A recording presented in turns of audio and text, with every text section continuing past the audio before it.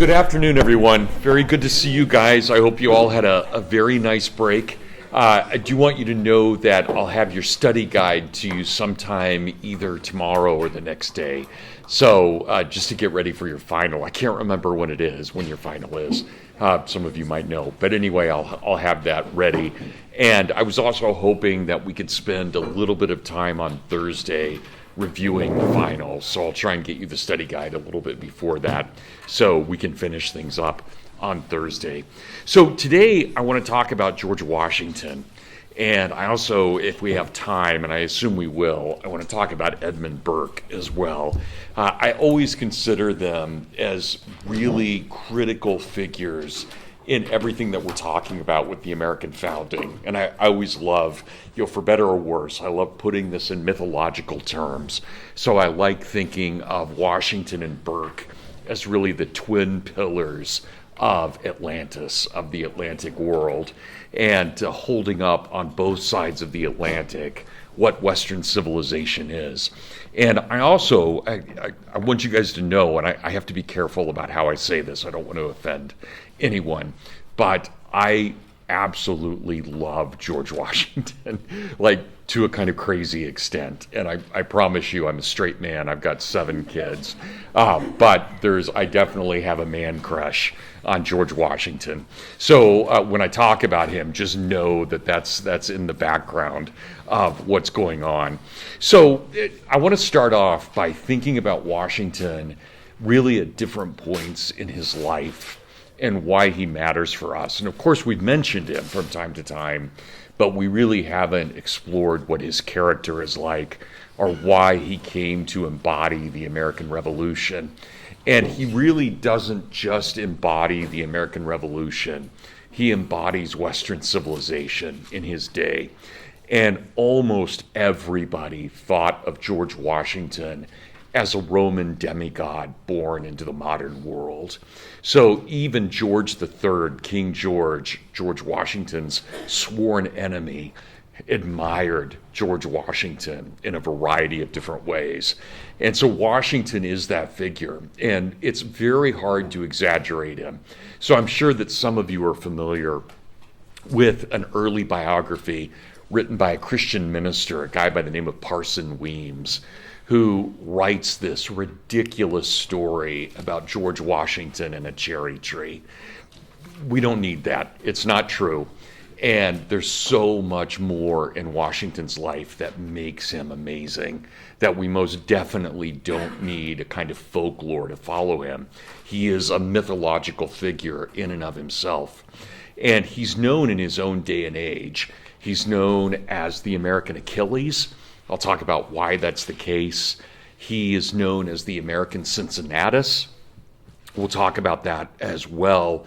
He is also known as the American Aeneas, and he is known as the American Cicero as well.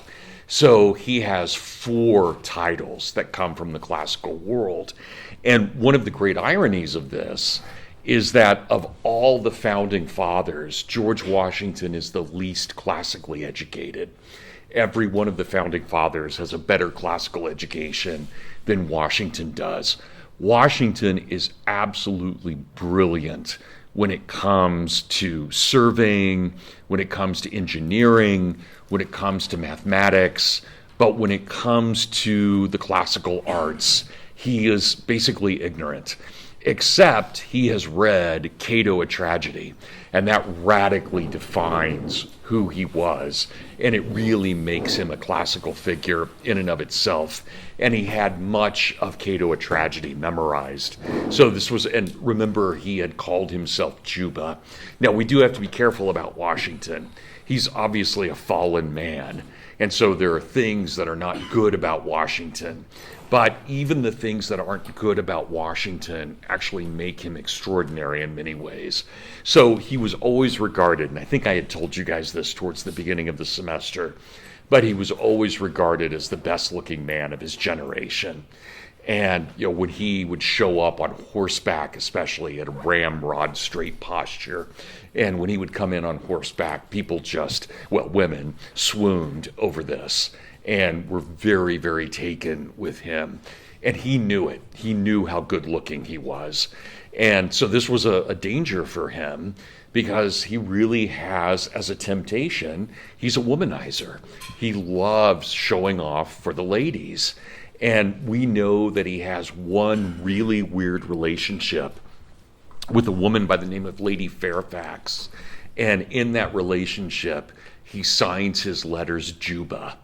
And that, I think is telling at a lot of different levels. As far as we know, nothing ever happened in this relationship, but it still was untoward, especially given 18th century standards and what was going on at the time. She was a married woman. He was clearly flirting with her, even though she was about 10 years older than he was. And it's a strange relationship. And to go back and look at the letters, they're embarrassing.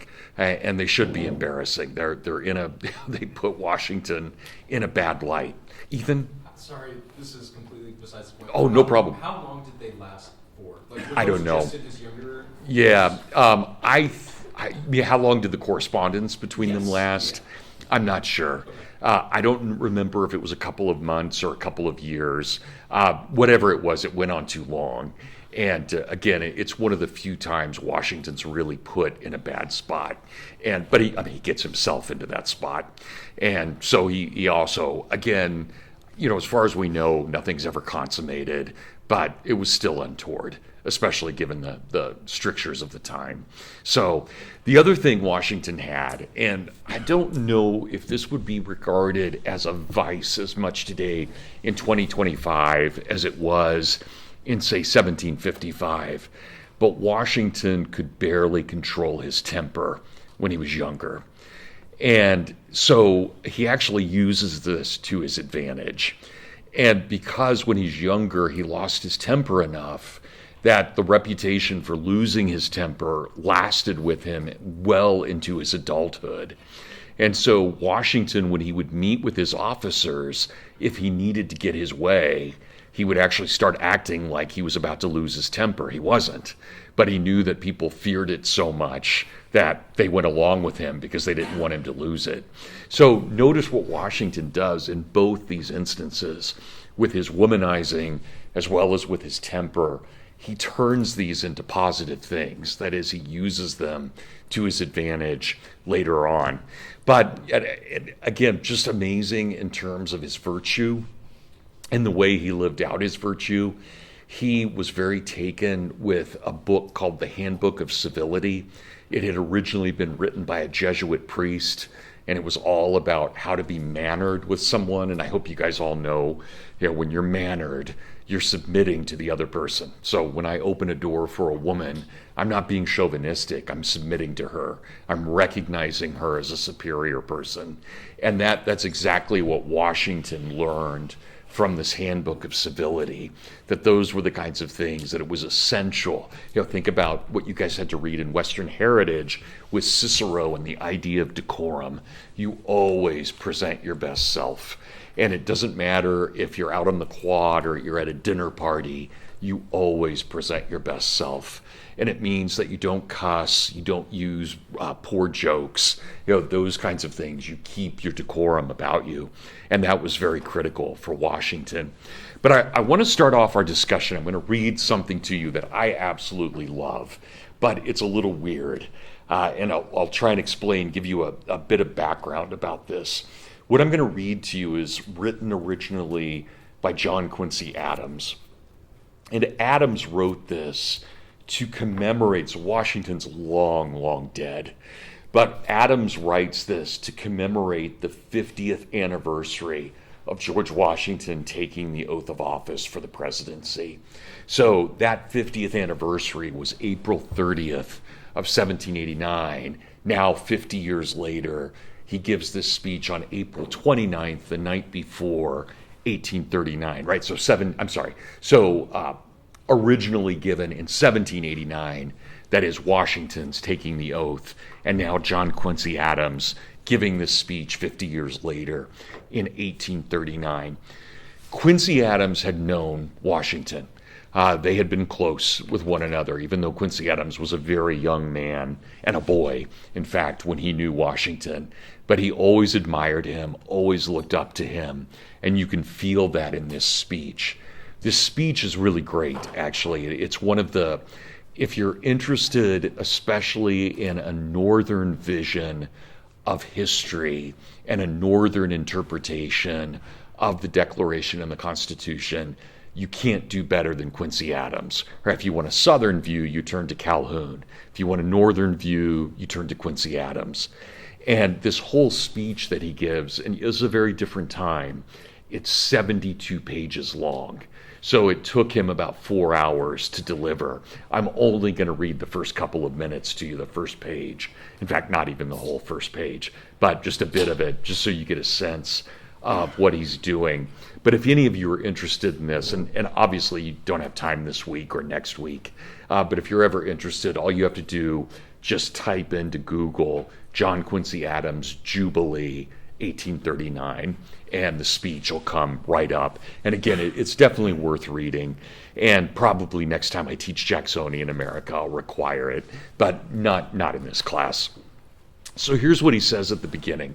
And I'd rather you guys not write anything down for a moment. Just listen to this, kind of absorb it. Then you can write things down. But take this in. And Quincy Adams was a great orator. We don't have recordings of him, of course, but everybody who ever saw him orate said he was just brilliant. And I love Quincy Adams. He's amazing. He's a terrible president, but probably the best Secretary of State we ever had. Just a stunning figure and so virtuous. Like I would give anything to have a man of this quality in politics now. Here's what he says. So, beginning of his speech. Would it be an unlicensed trespass of the imagination to conceive that on the night preceding the day on which you now commemorate the 50th anniversary, that is, on this night preceding that 30th of April, 1789, when from the balcony of your city hall, the Chancellor of the State of New York administered to George Washington the solemn oath faithfully to execute the office of the President of the United States and to the best of his ability to preserve, protect, and defend the Constitution of the United States. Okay, all boilerplate so far, right? Nothing shocking at all. But now Quincy Adams takes it to a radically different level. That in the visions of the night, the guardian angel of the father of our country appeared before him in the venerated form of his mother, and to cheer and encourage him in the performance of the momentous and solemn duties that he was about to assume, delivered to him a suit of celestial armor, a helmet consisting of the principles of piety, of justice, of honor, of benevolence, with which from his earliest infancy he had hitherto walked through life in the presence of all of his brethren. A spear studded with the self-evident truths of the Declaration of Independence. A sword, the same with which he had led the armies of the country through the War of Freedom to the summit of the Arch of Independence. A corselet of long experience and habitual intercourse in peace and war with the world of mankind, his contemporaries of the human race, in all their stages of civilization. And last but not least, the Constitution of the United States, a shield embossed by heavenly hands with the future history of its country written upon it. What do we do with that? What do you guys notice in this? What is Quincy Adams doing here? And it's incredible what he's doing. Think about his audience. Think about what they're taking in. I mean, this image of his mother appearing, right, the guardian angel, and giving him a suit of celestial armor. Kendall? I mean, he's kind of mythologizing George Washington, making him the mythic savior figure, father of our country that we all have to, look up to. He's totally mythologizing him. We do it on campus. Think about the statue of George Washington we have. We don't have Washington shoveling snow. We have Washington standing like a statesman, and he's 56 in that image that we have of him. He's 56. He is just about to be the president of the Constitutional Convention in our image. And that image is stunning. That's the first of the statues that went up on campus. And it's absolutely stunning. And there he is. For his age, he's elderly. I'm now 2 years older than that. It's a different time. But he's elderly in that at age 56, getting towards the end. Yeah. It's like it's mythologizing, but it's like almost scene for scene with like the Achilles and the Iliad. It's like, especially with the shield and the future history, it's like each piece is part of Achilles. That's really cool. Okay, and not just Achilles, who else? Think about your Roman history. Cincinnatus? This is Virgil and Aeneas, right? The whole almost word for word. This is Virgil. But let's pick something else for a moment. Let's talk about some other mythologies here. Anybody catch, and this is a really obscure one, you guys would really need to know your deep mythology to get this, but anybody catch the spear studded with the self-evident truths of the Declaration? Anybody know what that's referring to? Anybody want to take a guess? It's great. Nate? It's Odin's spear, right? This is Norse mythology. Odin had a spear that he made from the tree of creation, Yggdrasil, and he had written upon it the entire natural law. And that's why Odin could be a great judge, because he knew the natural law. It wasn't his law, it was the law of nature. And you guys, when we think of pagans, there are bad pagans, but there are also pretty cool pagans too. Odin isn't a bad pagan. He does some stupid stuff, but he goes and talks to the dead and he calls up witches, but he's also very wise. And there are things that he does. It's no accident that Gandalf is based on Odin, right? This is no accident at all. And that idea of wisdom and walking around. So to give an Odinic quality to Washington is not an insult at all. Now, he's the king of Odin is the king of the Norse gods, and an incredible figure. The other thing about Odin I always love, I don't know if you guys know about this about me, I'm blind in one eye. And Odin is blind in one eye. He blinded himself because he thought that he could see the world without depth perception. He would see it at a level different than what humans saw it as. My brothers always called me Cyclops. I wanted to be called Odin, but they didn't go for that. Ethan?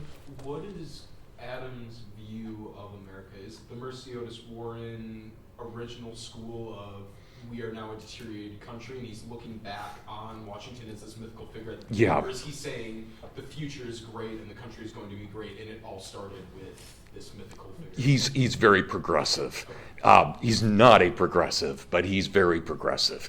And so, the Washington is the beginning of a new era. It's truly the reintroduction of the classical world into our world. So it's a renaissance. Absolutely. So he's not dour about this. And to the point where I think most of us at Hillsdale would be pretty uncomfortable with his politics. But he's still a great man. I mean, truly great man. Despite, I would not have voted for him, but I would respect him immensely. Okay, good. Okay, what else do we notice? Anybody? You guys all went to the pagan. What about a religious aspect of it? Maria? The sword's kind of like King Arthur's sword. Okay, there's an Arthurian element to it, definitely. Right, Anna? I immediately thought of the passage, I don't know where it is, but it's like the helmet of truth, the breastplate Yeah. of righteousness. It's Ephesians 6, right? I mean, this is Paul. Okay, so let me break this down for a moment. I brought both of these texts in because I wanted to read them to you. But here's Paul on this. Finally, brethren, be strengthened in the Lord and in the might of his power. Put you on the armor of God, that you may be able to stand against the deceits of the devil. For our wrestling is not against flesh and blood, but against principalities and powers, against the rulers of the world of darkness, against the spirits of wickedness in the high places. Therefore, take unto you the armor of God, that you may be able to resist in the evil day and to stand in all things perfect. Stand therefore, having your loins girt about with truth, and having on the breastplate of justice, and your feet shod with the preparation of the gospel of peace. In all things taking the shield of faith, wherewith you may be able to extinguish all the fiery darts of the wicked one, and take unto you the helmet of salvation and the sword of the Spirit. It's gorgeous. But I want you guys to be open-minded about this for a minute. I think Paul is also drawing from Homer and Virgil. Now, this is clearly the Word of God. I don't doubt that. I'm a Christian. I don't doubt that.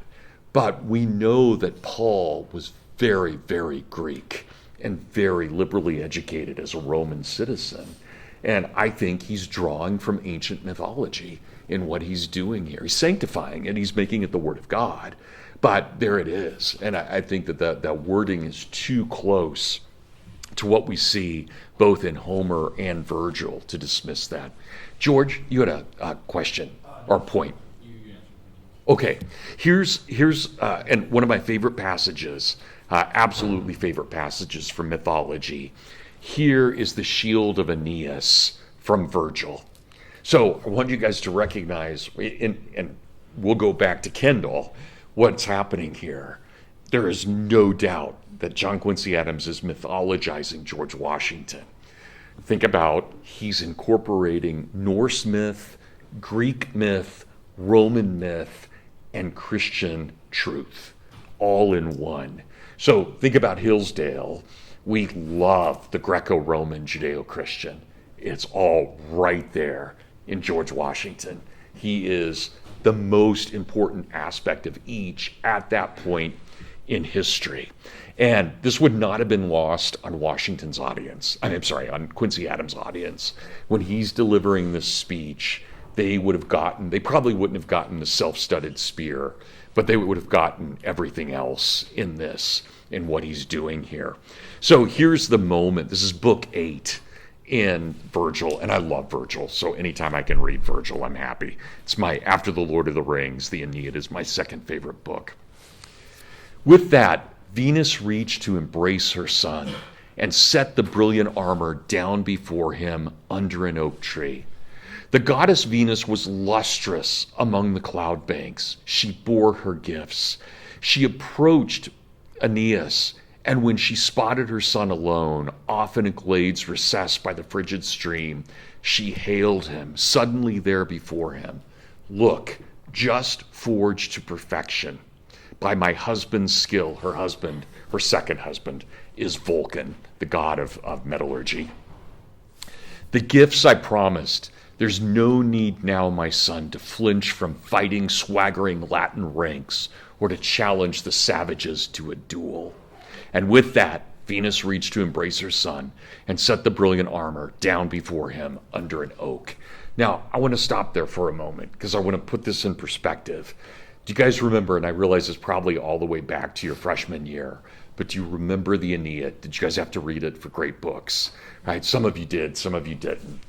In the Aeneid, remember that Aeneas, with 3 ships of men, has departed from Troy after Troy has been sacked immorally and unethically by the Greeks who had hidden the Trojan horse. And when they jump out in the middle of the night, 3 a.m, they jump out, they slaughter the women and the children. And so only 3 boats of men are left, right? Whenever the Trojans met the Greeks on the battlefield, the Trojans won. But this is the only way the Greeks can win is by duplicity. And so here's Aeneas. Aeneas is this man of virtue, and he gets 3 boats of his men, and they are promised by the god that they will find a city on the Tiber, and that will be the new Troy, right? What Rome is. And so they spend 3 years in the Mediterranean looking for the Tiber River. And in that search, they have all kinds of adventures. Aeneas goes down to hell, and he meets Dido. Dido falls in love with him. He jilts Dido. Dido then commits suicide after becoming a witch because she's so love-struck by this. And at that moment, when Dido becomes a witch, Hera, the wife of the god, turns on Aeneas because she loves Dido. And so she says to the god, you can no longer live up to your promise to Aeneas that you will give him the city. But his daughter Venus who happens to be the mother of Aeneas, though he doesn't know that, she goes to her father and she says, no, you have to be on Aeneas' side. And so the god says, you women, you go fight it out amongst yourselves. I'm just declaring neutrality in this. So when Venus shows up and gives the gifts of the armor to Aeneas, she first of all reveals she's his mother, which she has no idea that he's the son of a god. And second of all, she's defying her father and Hera. All right, so it's a big deal. But I do want you guys, and again, some gods are better than others. None of us in this room would want to emulate Hera. Hera's wicked. She's next to Satan. But Venus is the goddess of love. That's a lot better. She's still pagan, and I wouldn't expect any of you to make offerings to her, but she's still pretty amazing. And there's a reason that at the end of That Hideous Strength by C.S. Lewis, Venus descends as a goddess upon the cabin so that there's a Christian coupling of Mark and of, I can't remember her name right now, the two main characters, Jane, Mark and Jane. Right? And they procreate, guys, use your imagination, and they have the new King Arthur. But it's Venus that does that, the pagan goddess. That's incredible. So again, there be good gods and there be bad gods. Okay, anybody catch the symbolism of the oak? We've kind of talked about this in class before. George? Like the witch hand, like Met. Yeah. Right, and the Greeks and the Romans do the same thing. The oak tree is the symbol of justice for all of those cultures. And so they're meeting under the oak tree. Okay, continue here. Aeneas takes delight in the goddess's gifts and the honor of it all. As he runs his eyes across them piece by piece, he cannot get enough of them, filled with wonder, turning them over, now with his hands, now with his arms. The terrible crested helmet, plumed with shooting fire. The sword blade honed to kill. The breastplate, solid bronze, blood red and immense, like a dark blue cloud inflamed by the sun's rays and gleaming through the heavens. And then the burnished greaves of electrum, smelted gold, the spear and the shield. But it was the workmanship of that shield. No words could describe it, for there upon the shield was the entire story of Italy. Italy in all of her triumphs, for there Vulcan had forged them, for he was well aware of the seers and schooled in the times to come, and all the order of the generations that were to be born, and all the wars that they would wage. Well, again, let's just take this as a great symbol for a moment, as great mythology. Washington is not just the father of our country. He bears Christian truth, and he has the power of the goddess Venus. He carries with him the Constitution. And, Ethan, back to your question. What is the Constitution? It's the beginning of the Novus Ordo Seclorum. It's the beginning of a new order of the ages. So, John Quincy Adams never denies that the founding is a very old thing, but it instigates for him a very new thing. And here I think we need to both be cognizant and careful. So, Washington is something new in the world, or he's something very old, reborn. I don't think there's any question about that. But we've never had another Washington. And that's tough, that we've never had another Washington. I think we came close in Lincoln. I think we came close in Ronald Reagan. But they're not at Washington's level, right? You couldn't tell the story of Washington in the way Quincy Adams did. Maybe a bit with Abraham Lincoln, thinking of Father Abraham. Reagan's just too down home for that to be. He's a Hollywood actor, right? You can't quite imagine it. But there is something mythic about Reagan. The fact that he survived a bullet by a millimeter, the fact that in his diary he records how sorry he is for his assassin and prays for him to find salvation in Christ. That's pretty mythic in all kinds of ways. So, there's stuff about those guys, about Lincoln, about Reagan, that comes across as mythic, but it's not the warrior that Washington is. Washington embodies all of that. He is the warrior, he is the Republican, he is the statesman. And so think about this, and I always love this image, and we didn't really talk about this when we were talking about the Constitutional Convention, but one of the weirdest speeches that was given at the Constitutional Convention was Ben Franklin. And Franklin's old, and he's a deist, but he gets up there, and remember when we talked about the room, you've got 56 guys in a room about the size of a third of this room. They've got the heavy curtains up. They're all wearing heavy clothing. It's a hot, humid summer. Nobody's got deodorant on. Right? It's just, they're all kind of just mixed in this small room. And so when someone comes up to speak, here's Washington sitting at the table because he's the president of the convention. Franklin's right here when Franklin comes up to speak. I could reach out and touch him. That's how close we are at that moment. And Franklin gives this speech that because of the founding, God will now provide 4 to 5 to 6 Washingtons in every generation. That's crazy. It's totally crazy. But you can imagine in the heat of the moment, in the moment of the founding, why not? If God had given us this great revolution, why not take it farther? Why not this republic be the beginning of a history of republics? It didn't happen that way, but it is amazing nonetheless. And that's the kind of attitude that Quincy Adams is bringing here. They still have that optimism, which I do think ventures into a very unhealthy progressivism, but taken on its own, it's a beautiful way of thinking about all of this. Okay, so again, what do we do with Washington?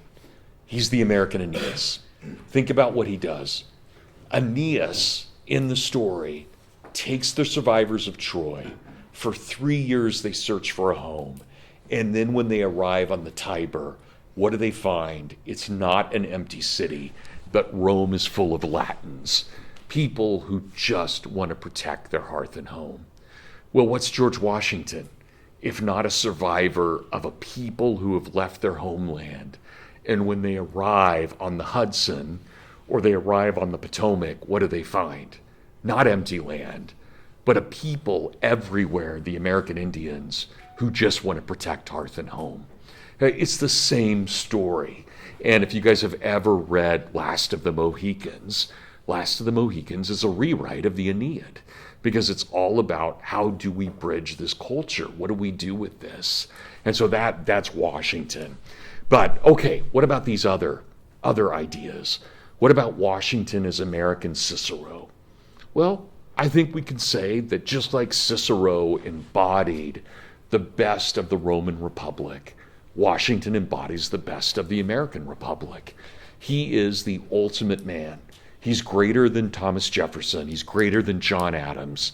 He may not be as smart as either of those guys, but he also served his country in ways that Jefferson and Adams never did. You guys remember it. I'm not trying to denigrate Jefferson, but we had talked about this before. When troops enter Virginia, Jefferson flees to the mountains. Can you imagine Washington fleeing? Not even possible, right? He may have gotten out of there in a strategic retreat, but only to fight another day. Jefferson's protecting his skin. He's getting out of there. He doesn't want to fight. Okay, that's a difference in the way that we categorize these guys. So Washington is truly the American Cicero. All right, what about the American Achilles? Because remember, what's Achilles have going for him? What's his great strength? Christian? He's basically invincible. He's invulnerable except for his heel, right? That's the one spot because he was held at the hill when he was dipped in the river to be sanctified. And so he had his Achilles heel. Washington doesn't even have that. And the stories are crazy. Washington was in so many battles in the French and Indian War, and then in the War of the American Revolution. And even though he was almost always a senior officer, he loved being at the front lines, so much so that his men had to restrain him and pull him back to the back so that he could be a proper officer and guide the battle. That's how much this guy wanted to fight. And we know, and I'm not exaggerating, we know that Washington is in such fierce firefights in his life that his clothing is totally ripped from his body. His shirt is in shreds from all the bullets that went through his clothing. And yet in his life, not once, not one time, did a bullet ever graze his skin. How could you ever account for that?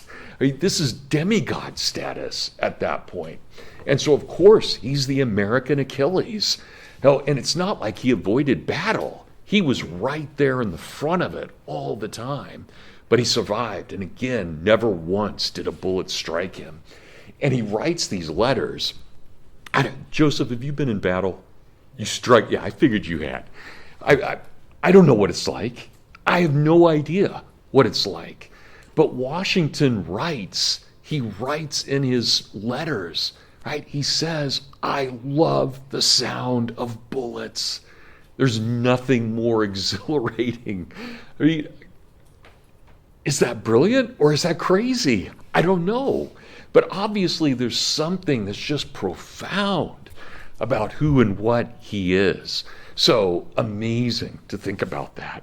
Okay, well, here's the last one I want to talk about. He is the American Cincinnatus. And we've got to spend a little bit of time thinking about this. You guys remember the story of Cincinnatus, the man who was offered the dictatorship of Rome, who refused it, who spat on the people, who threw his plow down on the ground and told the people they weren't worthy of him. And he went back out to his farm, and he spent the rest of his days as a farmer and had nothing to do with the Republic. Washington is the American Cincinnatus. And I want to tell you guys this story, and it's unbelievable, but I want to tell it to you anyway, because it's the closest we've ever come in America to a dictatorship. And we came within inches of a dictatorship. This is the one mistake Washington makes in his life. I mean, aside from his sins we talked about, the womanizing and so forth. But in his adult life, he makes one truly gratuitous mistake. So remember, the American Revolution is for all intents and purposes over as of October of 1781. There's still battles, but that's the big battle at Yorktown. Yorktown is the final major battle. Washington is outnumbered by the French 2-1, but it's still considered an American victory, even though it's a Franco-American victory. And so Washington, what does he do? He has fought 8 years, and he says, I'm going home. I want to be with Martha. And he takes off. Well, there are 2 years there where we cannot disband the army because we've not signed a treaty with Great Britain. And so I always find this crazy. You've got the entire British Army that sits on American soil for 2 years because they're waiting for word from the UK to go back home. They can't because the war's not officially over. They have to stay on American soil.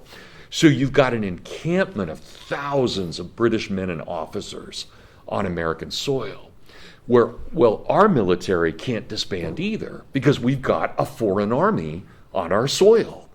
And so they all go up to right near where West Point is today, to a place called Newburgh.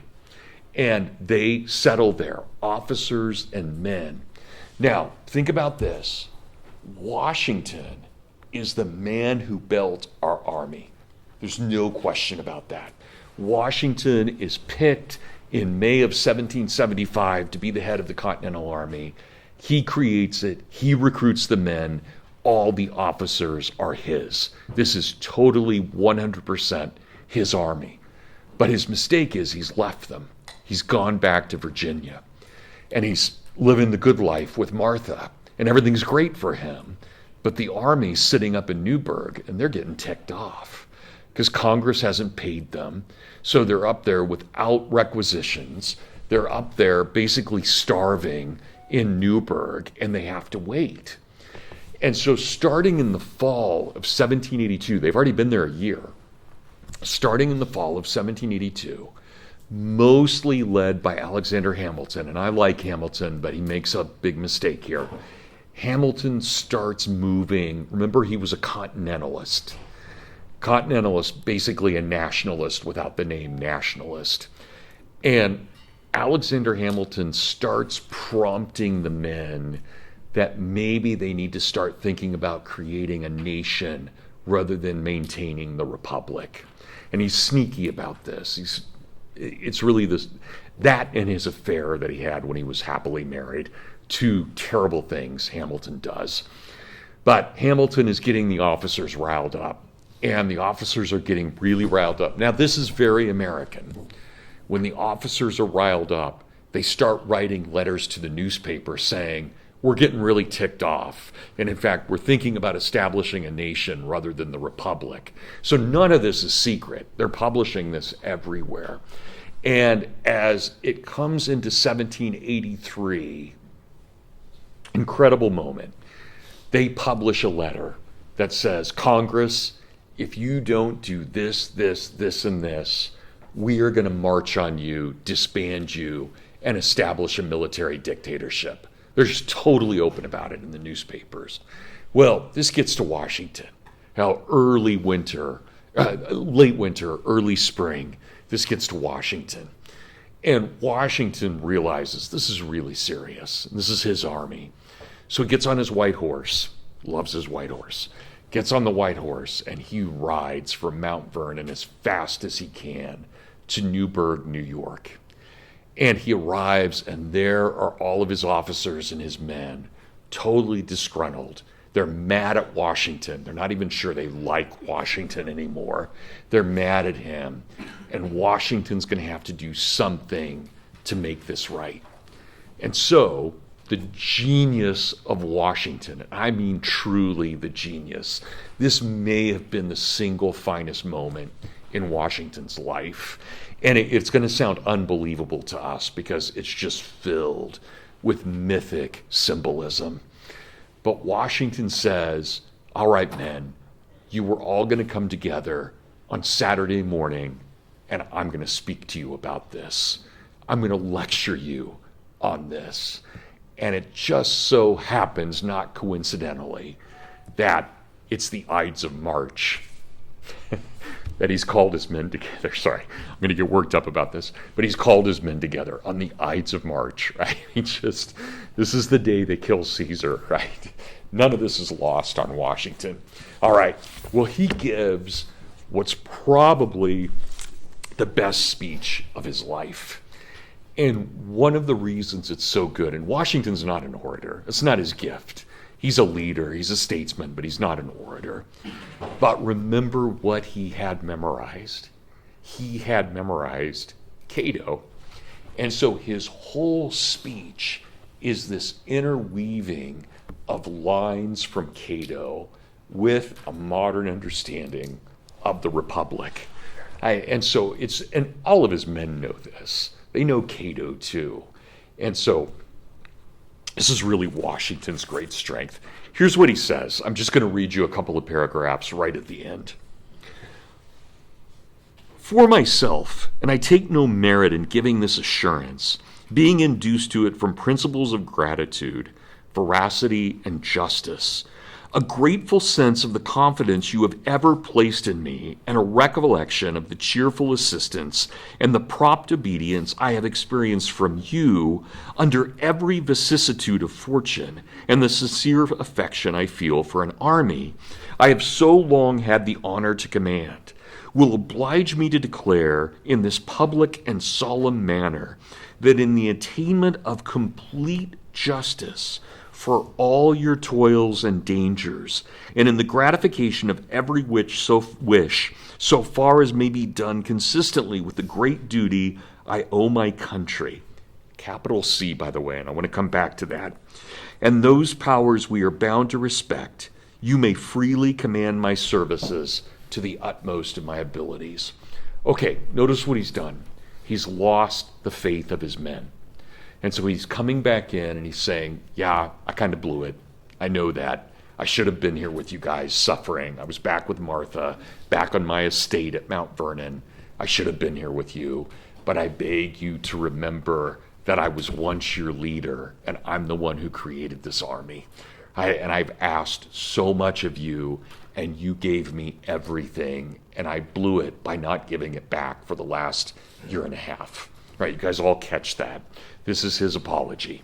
And he can't say, I'm sorry. He's George Washington. But he can put it in very grand terms and understand this. Well, I give you these assurances and pledge myself in the most unequivocal manner to exert whatever ability I am possessed of in your favor.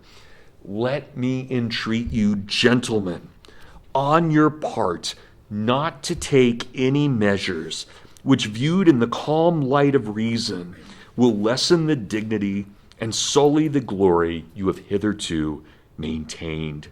Let me request you to rely on the plighted faith of your country, capital C, and place a full confidence in the purity of the intentions of Congress, that previous to your dissolution as an army, they will cause all of your accounts to be fairly liquidated as directed in their resolutions, which were published to you 2 days ago, and that you will adopt the most effectual measures in their power to render ample justice to you for your faithful and meritorious services. And let me conjure you, in the name of our common country, as you value your own sacred honor, as you respect the rights of humanity, and as you regard the military and national character of America, to express your utmost horror and detestation of the man who wishes under any specious pretenses to overturn the liberties of our country and who wickedly attempts to open the floodgates of civil discord and deluge our rising empire in blood. Now, again, the genius of George Washington and what he has said here. Notice what he did. There are certain people who are plotting a coup. And of course, he's talking to the people who are plotting the coup, but the way Washington puts it, it's, oh yeah, well, there's some guys over here who are doing that. It's brilliant. Absolutely brilliant. Right? Okay, we don't like them. But you're not those guys, right? That's not who you would be. You guys wouldn't have spent 8 years with me on the battlefield to throw it all away because you're ticked off at Congress. Right? And look what they've done. Yeah, Congress hasn't been able to pay you, but they promise you they will. And so they will. Just give them time to figure this out. You guys think about this for a moment. We know this living in a republic. Things happen slowly. That's just life in a republic. We don't want a dictatorship where things happen rapidly. We like moving slowly. That's a part of living in a republic. So, what do we have? Washington says, remember, those guys over there. You will pursue the plain and direct road to the attainment of your wishes. You will defeat the insidious designs of our enemies, who are compelled to resort from open force to secret artifice. You will give one more distinguished proof of unexampled patriotism and patient virtue, rising superior to the pressure of your most complicated sufferings. And you will, and I hope you guys recognize this is all from Cato, and you will, by the dignity of your conduct, afford occasion for posterity to say, when speaking of the glorious example you have exhibited to mankind, had this day been wanting, the world had never seen the last stage of perfection to which man is capable of attaining. It's incredible. Okay, Here's what happens, and this is where you be historians here. You've got to put yourself in the late 18th century. In the late 18th century, it was totally, 100%, utterly unacceptable for a man ever to show any weakness in public. And so if I had the worst flu imaginable, I would have to go out in public and just live through it, breathe through it. I couldn't send my note to the teacher and say, I'm sorry, I'm sick in bed today. You show up and you do what you have to do, and you don't make a big deal of it, even if you're coughing and everywhere. You don't do it. One of the things that was totally unacceptable, and this, I look around the room, Ethan and I and a couple of others, right? We would be in a bad situation here. Men were not allowed to wear glasses in public. That was an absolute show of weakness. Only Franklin could get away with it because Franklin was Franklin and he was a weirdo. So Franklin could get, but nobody else could. So Washington gives this utterly rousing speech, the best speech he ever gave. And he looks up from his paper and he looks at all the men, and they're just staring at him, totally blank, as if they could care less about what he just said. And Washington is devastated, totally devastated. He has just given everything he has to break this coup and to win his men back over. And they're just staring at him like cows watching dry paint on a fence, right? They're just staring at him. And here's what Washington does. So brilliant. He pulls out a piece of paper, and it's a note from Congress, and he lays it on the podium. And then he pulls out his eyeglasses, and he says to everyone, he says, "Gentlemen, you must forgive me. Not only have I grown gray in the service of my country, but I am now almost blind." And we have 200 witnesses to this. Every man in that room broke down crying. Sorry, just like your goofy teacher. But just amazing to think about that. And of course, every one of them is totally with him at that point. Right? They're just completely with him. So, sorry. I sound like I'm going through puberty. Sorry, guys. This just means a lot to me. Think about this. Think about what Washington did at that point. Right? We are so close at that moment to losing everything.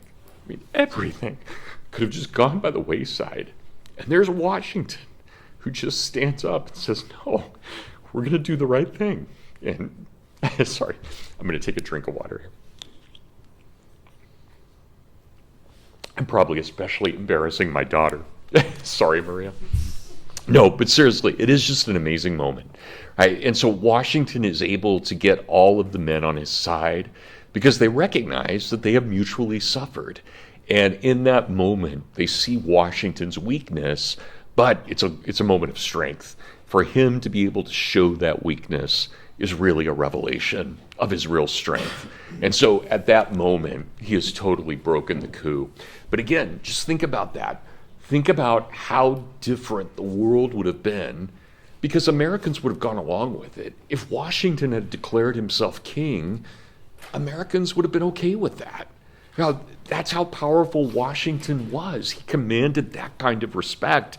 And just imagine how different this world would be. I mean, you can even just run down the line for a moment. I mean, think about where we were in World War I. Would we have been ready for that had we not been a republic? Think about where we were in 1939, 1941. I mean, just imagine if we had not been there at those moments in world history. Everything would just be radically different. So that's why I want to be careful here. I don't buy Ben Franklin's argument. We've proven it false. Not every generation has 5 or 6 Washingtons, right? Or if they're there, they went off in business. They did something that was not in statesmanship. I mean, it's pretty clear that we have not had a lot of great statesmen in our history. We've had some, and when they're good, they're really good. But we have not created what these guys envisioned. And so when we think about Benjamin Franklin saying something like that, or we think about John Quincy Adams saying that this is the beginning of something new, I would argue this: they are both totally wrong and totally right, because we have been at the right place at the right moment to change the world. And as messed up as the world is, imagine how worse it would be if we weren't here.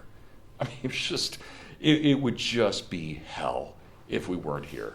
So those are things I think that we can at least understand. Okay, I disagree with Quincy Adams, but he's making a point. There is something profound about it. Kendall. I was going to say, to your point about Ben Franklin's, theory that we're going to have 5 or 6 Washingtons, I immediately thought of the Philosopher King when you brought that up. Yeah. And again, Washington's presence as the American Cincinnatus, because anyone who's capable and knows they're capable of ruling well usually doesn't want to take on that much power. Yeah. So it's very possible that we have 5 or 6 George Washingtons, because Washington himself didn't want power, right?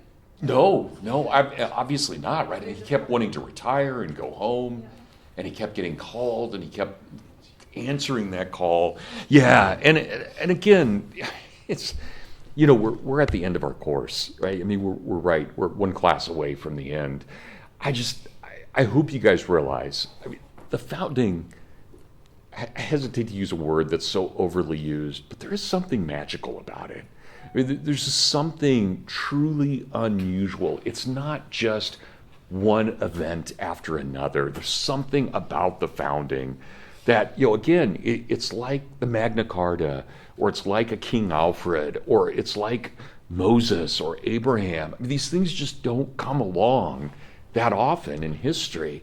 And in my lifetime, I did get to see a great moment. 1989 was it was a great moment where, communism fell without a shot being fired outside of Romania.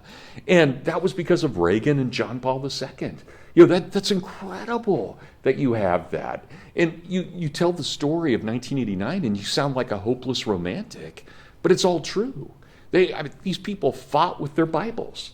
They didn't fight with guns. They fought with their Bibles. Now, sometimes it's really important to fight with guns. If I had been a Jew in Warsaw, I would have loved to have blown away a Nazi. That would have been great, right? I mean, there they needed the guns. But there are times, like in 1989, man, if they had had guns, the Stasi would have slaughtered them. It mattered that they didn't have guns. So, there are moments, I think, that are really, we just got to be prudent about those things. Okay, well, let's finish. I wanted to get into Edmund Burke, but I think I'm going to save that. But I want to look at Washington for a few more moments as president, and then we're going to call it a day. So we may end a little bit early here today, but I think we've covered enough. So you guys, I brought in my heritage reader because his 2 speeches as president, his 2 greatest speeches as president, are in here. And I want to talk about them for just a moment. And I want to say this about Washington, and you just write this down, but think about it in kind of both a practical and a metaphysical level, or at a meta level. Washington will always be our best president because he's the first. And everything he does, from the clothing he wears to the way that he greets diplomats. You guys, I don't know if you guys think about this very often. We all take it for granted. We invented the handshake. You think about when you meet someone and you shake their hand. That's a Republican invention. If we lived in the medieval world, we would have bowed or curtsied to somebody. Shaking hands is what people who are equal with each other do. It's very, very Republican. So when Washington comes in, and he doesn't ride his white horse to become president. He does. He rides his white horse. But he doesn't have his carriage. He could have had his carriage. He's a wealthy American. He's not going to show up at the government seat of government in a carriage. he would have looked like an aristocrat. And he's not going to wear purple or blue because that's what aristocrats wear. Yet when he shows up to take the oath of office, he's wearing homemade brown clothing called homespun because he has to be a Republican. And Jefferson even takes this farther, and very Arthurian. When the cabinet meets, Jefferson has them meet around a round table because they're all equal. Those are Republican moments that I think we take for granted, and we don't realize how powerful those things are. So Washington defines the presidency.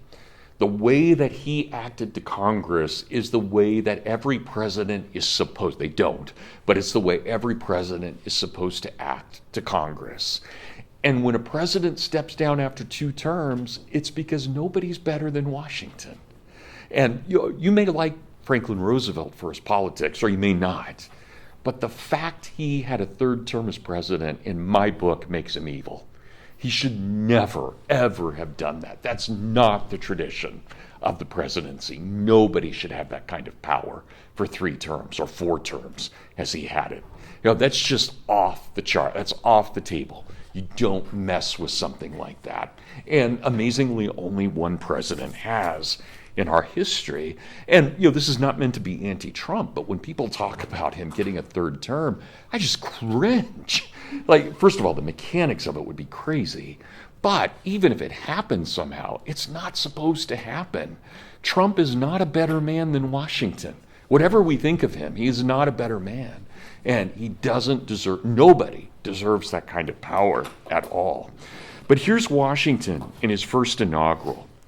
I dwell on this prospect with every satisfaction which an ardent love for my country can inspire, since there is no truth more thoroughly established than that there exists in the economy and course of nature an indissoluble union between virtue and happiness, between duty and advantage, between the genuine maxims of an honest and magnanimous policy and the solid rewards of public prosperity and felicity. Now think about what he just said. Every right you have is tied to a duty. And frankly, and I would hope that we would all, I think that probably most of us would come to Hillsdale because we believe in rights. I hope that all of us leave Hillsdale believing in duties. That's what defines us, right? That's really, really at the heart of what we're talking about here. And that's what Washington, I think, so brilliantly, sorry, I'm getting emotional again, so brilliantly understands. And then he gives us this warning. And you guys remember, Washington's Christian. He's a vestryman in the Anglican Church. Here's what he says. And that the solid rewards of public prosperity and felicity, since we ought to be no less persuaded that the propitious smiles of heaven can never be expected on a nation that disregards the eternal rules of order and right, which heaven itself has ordained. And since the preservation of the sacred fire of liberty and the destiny of the Republican model of government are justly considered, deeply, perhaps finally staked on the experiment now entrusted to the hands of the American people. And again, just beautiful, right? So Washington's not quite the writer Jefferson is, but this is really close. You're really close. And again, think about that reminder and think about that burden. I'm 58. I've got 30 years left at best. But you guys, you're 22. You've got a good 60 years or more ahead of you. That idea of this experiment is entrusted to us. That's a huge, glorious burden, but it is a burden. And that, again, Washington here, I don't think he's just statesman. I think he's prophet. He recognizes this. And it's hard. It's easy to bomb somebody. It's hard to negotiate. It's really, really hard. And so those kinds of things, right, that we want and that we strive for, they're difficult. They take time. Washington's warning us of that. And he's also telling us we can't expect easy solutions. So let me end with this today. And I always love this. Just think about George Washington's farewell address, the finest farewell address in our history. Washington warns us about three things. And just think about where we're at today in 2025. Number one, don't get in debt. Don't enslave yourself to debt. Number one. Number two, don't create political parties. Don't do it. It's a natural temptation. Don't do it. Because the moment you do, you'll think your party is higher than the republic. You can't do that. All right. And number three, never under any circumstances tie yourself to another country. Trade with everybody, but make no alliances. Now, I know that's hard in our world, but those three things that Washington said, no debt, no political parties, no entangling alliances, they're worth thinking about. They're very worth thinking about. Always. Right? This is good advice, even though it's hard advice. Okay, you guys have any final comments or thoughts? I apologize for getting emotional. Just know it means a lot to me. You guys mean a lot to me. So, okay, well, thanks everyone. All right, Edmund Burke, and we'll tie it all up on Thursday.